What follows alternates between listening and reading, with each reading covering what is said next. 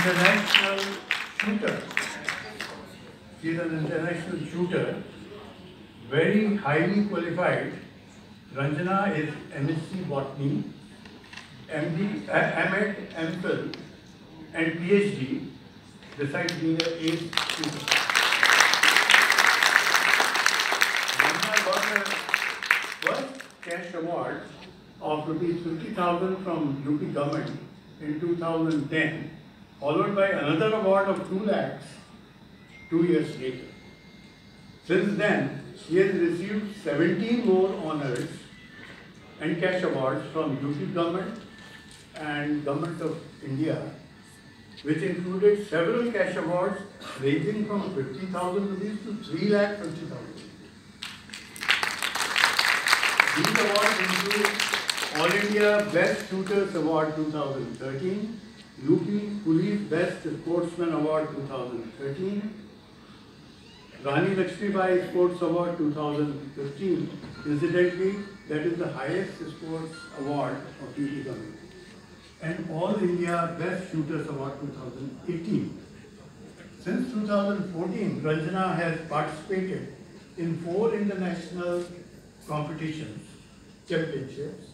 She got her first silver medal in Indo-Bhutan International Shooting Championship in 2014.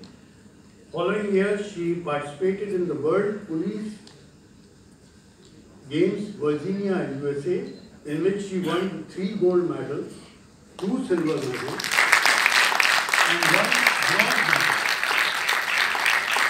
She again represented the country in the second Indo-Bhutan International Shooting Championship in 2017 and won 3 gold medals and 1 silver medal.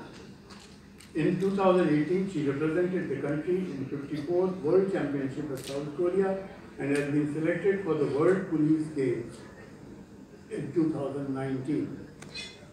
Ranjana had an underprivileged background, and till 2008 she didn't have even a weapon of her own, but she continued her passion with a hired weapon. She was able to acquire a Swiss weapon suitable for international level games with public financial support of 6 lakhs rupees, after which she won the national championships year after year.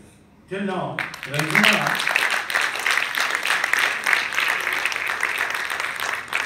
Ranjana has won 70 medals in the state, national and international level championships, besides several cash awards and honors.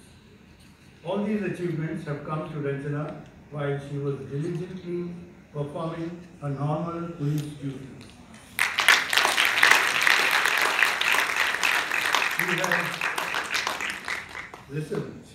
She has an adopted daughter who is also a national level shooter. In recognition of her achievements, LMA is pleased to confer the LMA Outstanding Women Achievers Award 2019 category sports on Dr. Ranjana.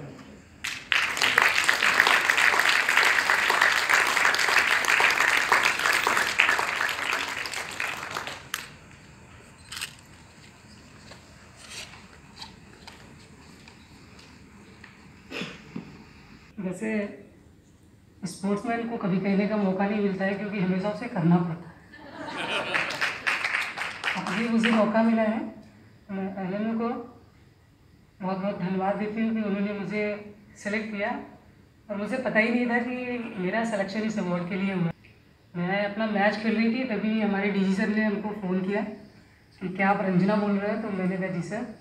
तो उन्होंने बोला कि मैं DG Atul Kumar साहब बोल रहा हूँ, शायद पता नहीं आप मुझे जानते हैं कि नहीं। तो मैंने उनको बताया कि सर मैं आपको नाम से जानती हूँ कि क्योंकि कभी देखा नहीं है। उन्होंने बताया कि आपका सिलेक्शन हुआ है, तो मुझे लगा कि अभी भी तो मेरा सिलेक्शन चाइना के लिए हुआ है, आप नया कहाँ से हो गए? तो उन्होंने बोला कि आप अपना व्हाट्सएप नंबर दो, मैं आपको भेजता हूँ कुछ, तो आप मुझे अपना एक छोटा सा ब्रीफ भेज दीजिएगा। तो मुझे काफ़ी सोचना पड़ा कि मैं कहाँ से भेजूँ, क्योंकि पूरा कलेक्शन करना एक बहुत टाइम लगता है पूरा कलेक्शन करने में। बहुत पुराना हमारे पास एक सीवी पड़ा हुआ था, फिर उसको मुझे 2 दिन लगे बनाने में, और जब मैंने दिया तो बहुत सारे अवार्ड्स हमारे छूट गए इसमें। तो मुझे लगा कि पता नहीं इतना भेजने के बाद मुझे मिलेगा या नहीं। तो अभी मैं बहुत सारे लोगों का अवार्ड्स के बारे में सुन रही थी कि उन्होंने ये किया है, वो किया है, तो मुझे लग रहा था कि मैं जाके क्या बोलूँगी। तो मैं LMO को बहुत धन्यवाद करती हूँ। और सबसे बड़ी बात ये है कि जो हमारा, आपने बहुत सारी शूटिंग्स को सुना होगा, मैं कुछ बताना इसलिए चाहती हूँ क्योंकि आपके पड़ोस में, आपके रिलेटिव्स में, आपके खुद के बहुत सारे बच्चे होंगे। पहले लोग कहते थे कि खेलना नहीं है, लेकिन अब लोग बोलते हैं खेलना है। तो बहुत सारे बच्चे ऐसे हैं जो हमसे ज़्यादा टैलेंट रखते हैं लेकिन वो आगे नहीं निकल पा रहे हैं।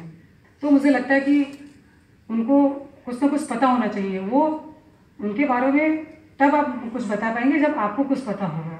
जैसे हमारे इंडिया में शूटिंग जो है वो 10 मीटर और 25 मीटर और 50 मीटर तक बहुत ज़्यादा लोग जानते हैं, और अपने यहाँ कोई 300 मीटर से नहीं जानता क्यों नहीं? क्योंकि हमारे यहाँ 300 मीटर एक बहुत लॉन्ग डिस्टेंस होता है, इसको हम लॉन्ग रेंज की शूटिंग कहते हैं। तो जब मैंने पुलिस डिपार्टमेंट में 2007 में ज्वाइन किया तो मैंने देखा कि हमारा केवल पुलिस डिपार्टमेंट का ही एक मैच होता है, उसके अलावा नेशनल्स में कोई पार्टिसिपेट नहीं करता था। तो मैंने अपने अफसर से बात किया कि सर मैं नेशनल्स में पार्टिसिपेट करना चाहती हूँ। तो I thank to mister Jha sir, Arun Jha sir, जिन्होंने मुझे परमिशन दिया, और उन्होंने बोला कि परमिशन तो मैं दे रहा हूँ लेकिन मेडल चाहिए। तो बिना राइफल के मेडल लाना, मैंने बोल दिया हाँ सर मैं मेडल दूँगी। तो हमारे पास राइफल नहीं था।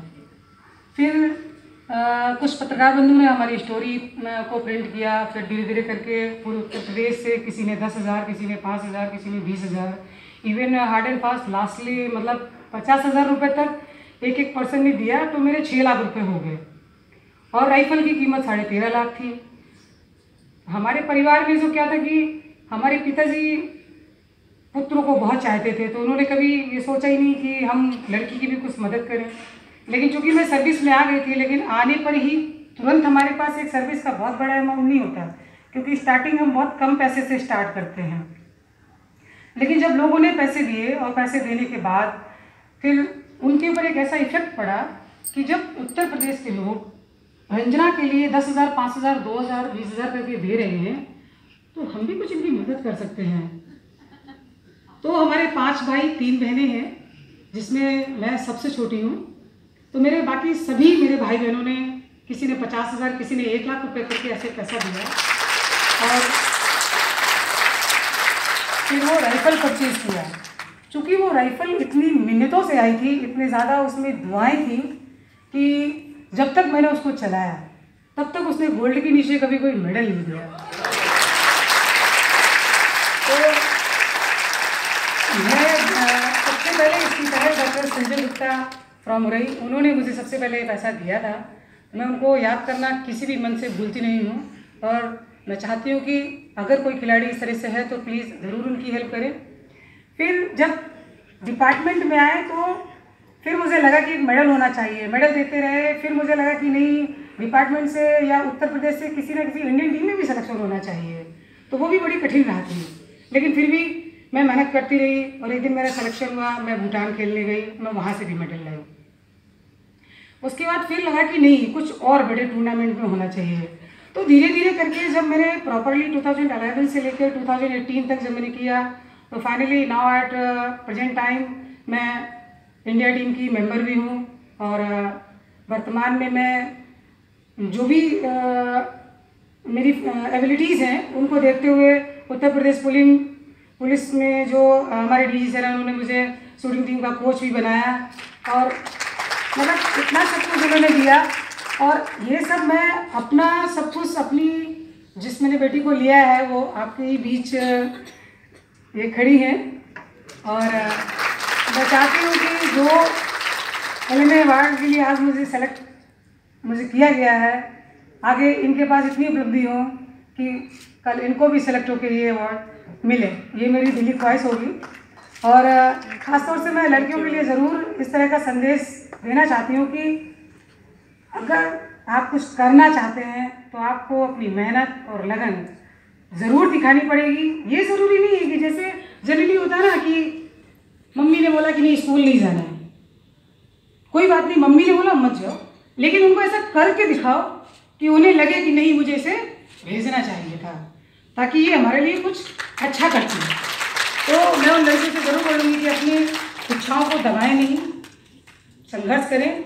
निश्चित ही आपके मम्मी पापा पड़ोस, नहीं मम्मी पापा पड़ोस में अगल बगल के लोग आपको अप्रिशिएट करेंगे कि नहीं कि इसको कुछ करना चाहिए या कुछ देना चाहिए ताकि ये कुछ आगे करे। और आशा करती हूँ कि मैं चाइना में भी एक अपना अच्छा परफॉर्मेंस दूंगी आपके लिए। Thank you.